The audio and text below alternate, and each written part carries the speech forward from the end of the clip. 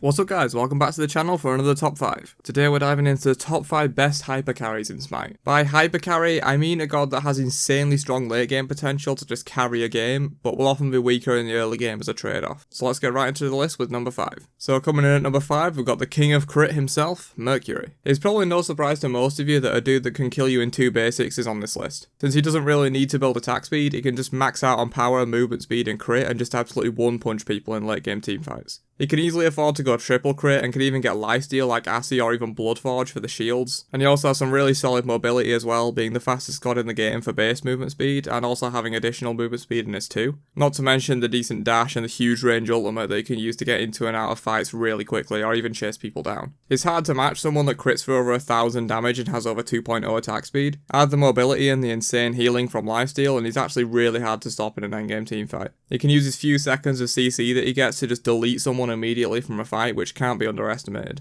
The only reason he's not higher up is because he can get caught out quite easily. If his beads are down, all it takes is one stun for him to get absolutely demolished, so you do have to be a bit careful when you're playing him into heavy CC, but other than that he's an excellent carry. So we had the king of crit. Now we've got the queen of pentakills, Scylla. A god that can kill an entire enemy team in one ability seems like a logical one to put on the list. Scylla's ultimate is one of the most iconic and powerful ultimates in the game, especially in the later stages when the high scaling comes into play. The reset mechanic is what makes his ability so powerful though. It does similar damage to like most other mage ultimates in the game, but it can do that over and over and over again in a single fight, allowing her to hard carry a game like no other god can. Her ultimate isn't the only thing that makes Scylla an insane hyper carry though. Her 2 also hits insanely hard for her basic ability, along with her root being able to hit multiple people once it hits rank 5. Also, the extra 100 magical power from her passive helps out a ton with her high scaling abilities. That's pretty much an entire item worth of power for free that most mages won't get. She also has decent movement as well with her 3 plus the 70% movement speed on her ultimate, along with the CC immunity to get to safety. And if she lands multiple kills in a teamfight, she can be CC immune and speedy as fuck for like 10 seconds straight. It can get pretty crazy. With her 1 and 2 being on only 10-second cooldown plus the obvious ultimate, Scylla is a worthy number 4 spot for the list. Moving into the number 3 spot, we've got the Time Lord himself, Kronos. While Scylla can instantly delete someone, Kronos has almost unrivaled sustained damage output in teamfights with high basic attack and ability damage. The extra power and or extra basic attack damage segments in his Wheel of Time can really amp up his damage beyond what others can do, not to mention the insane attack speed and movement speed you get from Accelerate. His 1 and 3 provide good ability damage plus a bit of CC on the 3, and combining that with his very high basic attack damage, it just allows him to provide a lot of burst in addition to his high sustained damage output. Not to mention how quickly he can shred towers in the later stages, allowing you to easily end the game off like one team wipe most of the time.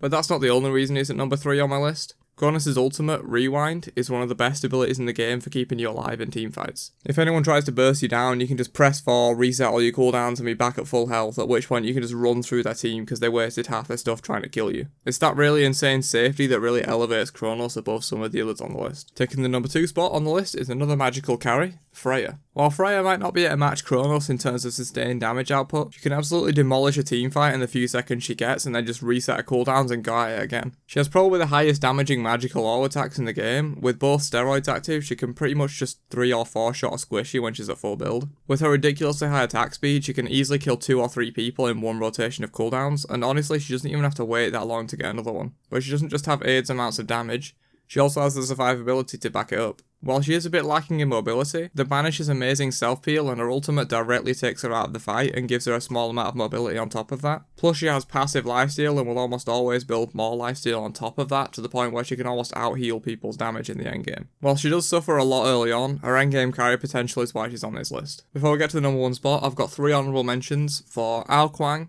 Artemis and Jablanki. Alquang just can absolutely delete people in late game teamfights, and Artemis and Jablanki have really powerful teamfight ultimates, as well as just having insane damage output in the late game. Alright, most of you probably saw this coming a mile away.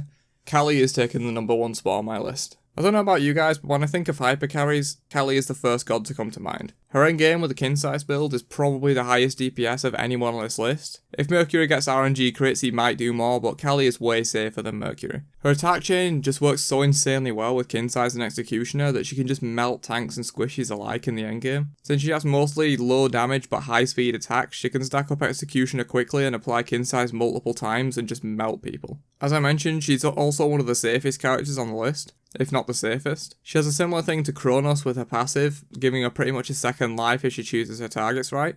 Combine that massive heal with her ultimate that makes her literally unkillable, and she can easily gain multiple health bars back in a single team fight, making her incredibly hard to deal with once she gets rolling. Not to mention she can also leap away to get away or chase over walls. Plus the stun is nice as the 1 second it gives is often enough for her to do most of her squishy self. While she can be vulnerable to hard CC without beads, the raw amount of damage she puts out combined with her safety makes her the best hyper carry god in Smite in my opinion. But that's about it. Thanks for watching guys.